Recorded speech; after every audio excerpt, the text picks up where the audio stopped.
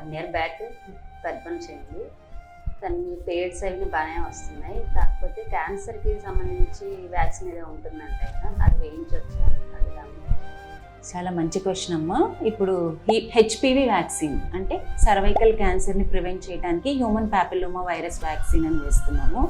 అది right age అయితే 9 to 26 years age మధ్యలో ఈ క్యాన్సర్ వ్యాక్సిన్ అనేది వేస్తాము. మీ పాప కనుక 14 years లోపు అయితే 2 doses వ్యాక్సిన్ సరిపోతుంది.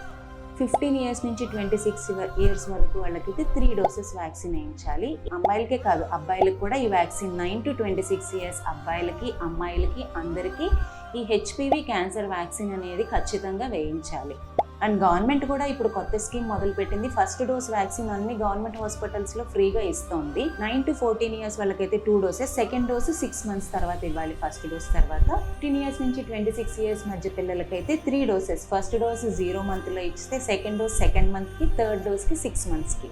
ఇంకొక డౌట్, మీరు కూడా వేయించుకోవచ్చు. పిల్లలు పెట్టడం అయిపోయి పెద్దవాళ్ళకి 45 years లోపు వాళ్ళకి కూడా వ్యాక్సిన్ రికమెండ్ చేస్తున్నాం. వీళ్ళకి ప్యాప్స్మియర్ చేసి తర్వాత వ్యాక్సిన్ రికమెండ్ చేస్తాం. సో అందరూ 9 to 26 year age boys and girls ఈ హెచ్పివి వ్యాక్సిన్ అనేది కంపల్సరీ వేయించుకోండి. Thank you.